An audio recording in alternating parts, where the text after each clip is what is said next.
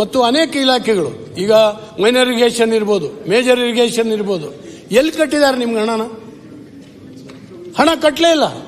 ಸಾವಿರಾರು ಕೋಟಿ ಬಾಕಿ ಉಳ್ಕೊಂಡಿದೆ. ಇವರು ಕೂಡ ಸಭಾಧ್ಯಕ್ಷರೇ, ಇವರು ಸಚಿವರಾಗಿದ್ದರು, ಇವರು ಮಂತ್ರಿಮಂಡಲ ಇತ್ತು. ಇವರು ಇವತ್ತು ಹೇಳಿ, ನಮ್ಮ ಸರ್ಕಾರ ಇದ್ದಾಗ ವರ್ಷ ಎಲ್ಲ ಇದನ್ನು ನಾವು ಗ್ರಾಮ ಪಂಚಾಯತ್ ದುಡ್ಡು ಕೊಟ್ಟಿದ್ದೀವಿ, ಬ್ಯಾಂಗ್ಳೂರ್ ವಾಟರ್ ಸಪ್ಲೈ ದುಡ್ಡು ಕೊಟ್ಟಿದ್ದೀವಿ ಹೇಳಿ. ಇವರು ಏನು ಮಾಡಿದಾರೆ ಅಂತ ಇವ್ರು ಕಟ್ಟಲಿಲ್ಲ, ಇವರೆಲ್ಲ ನಮ್ಮ ಮೇಲೆ ಹಾಕಿದ್ದಾರೆ.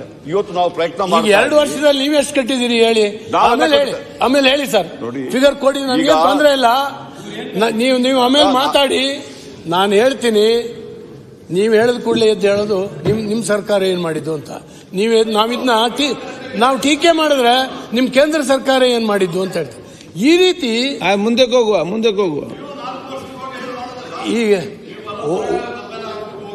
ಒಡೆಯೋ ದೊಣ್ಣೆಯಿಂದ ನಮ್ಮ ಹಳ್ಳಿನಲ್ಲಿ ಹೇಳ್ತಾರೆ, ಒಡೆಯೋ ದೊಣ್ಣೆಯಿಂದ ತಪ್ಪಿಸ್ಕೊಂಡ್ರೆ 100 ವರ್ಷ ಆಯುಷ್ ಅಂತೆ. ಹಂಗೆ ನೀವು ಎಲ್ಲೆಲ್ಲೋ ಬೆರಳು ತೋರ್ಸಕ್ಕೆ ಹೊರಡ್ತೀರಿ. ನೀವು ಪ್ರಾಮಾಣಿಕವಾಗಿ ಆತ್ಮಾವಲೋಕನ ಮಾಡ್ಕೊಳ್ಳಿ. ನೀವು ಮಾಡಿ ಸರಿನಾ? ನೀವು ನಿಮ್ ಸರ್ಕಾರ ತಂದಿದ್ದೆ ಆ ಕಾರಣಕ್ಕಾಗಿ ನಮ್ಗಿನ್ ಚೆನ್ನಾಗಿ ನಡೆಸಬಹುದು ಅಂತ. ನಮ್ಗಿನ್ ಚೆನ್ನಾಗಿ ನೀವು ಮಾಡ್ಬೇಕಲ್ಲ, ನೀವು ಮಾಡಿ ತೋರಿಸ್ಬೇಕಲ್ವಾ? ಬನ್ನಿ. ಆಮೇಲೆ ಸಾರಿಗೆ ಸಂಸ್ಥೆ, ಎಲ್ಲ ಸಾರಿಗೆ ಸಂಸ್ಥೆಗಳು ನಷ್ಟದಲ್ಲಿದ್ದಾವೆ.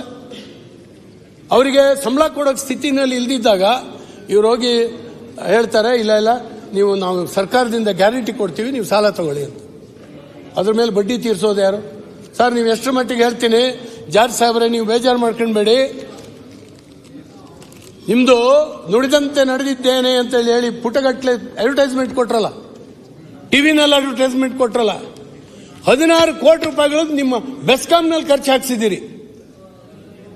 ಬೆಸ್ಕಾಮಿನ ಕಾರ್ಯಕ್ರಮವ ಗ್ಯಾರಂಟಿ? ಅದು ಸರ್ಕಾರದ ಕಾರ್ಯಕ್ರಮ, ನೀವು ಕೊಡಬೇಕಾಗಿತ್ತು. ಹೇಗೆ ಬೆಸ್ಕಾಂನಲ್ಲಿ ಖರ್ಚು ಹಾಕಿಸಿದ್ರಿ?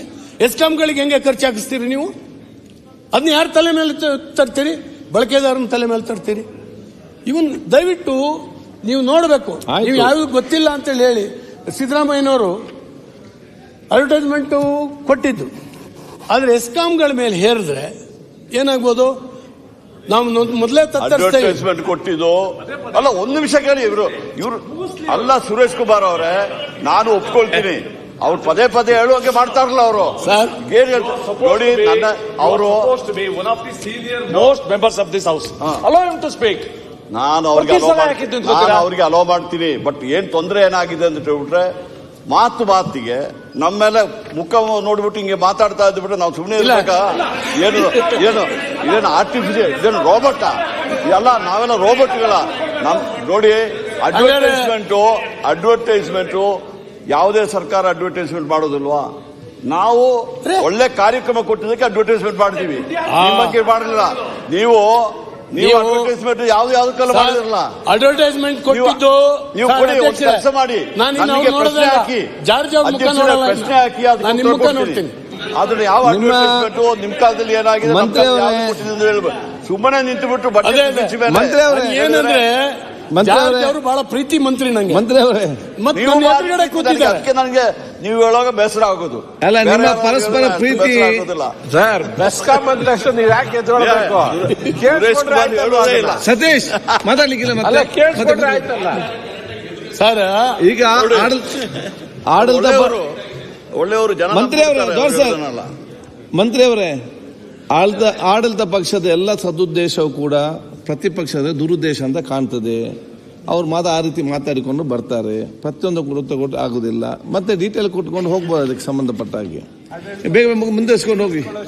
ಮಾನ್ಯ ಅಧ್ಯಕ್ಷರೇ, ಹೀಗೆ ಈಗ ಅಡ್ವರ್ಟೈಸ್ಮೆಂಟ್ ಮುಗಿದಲ್ಲ.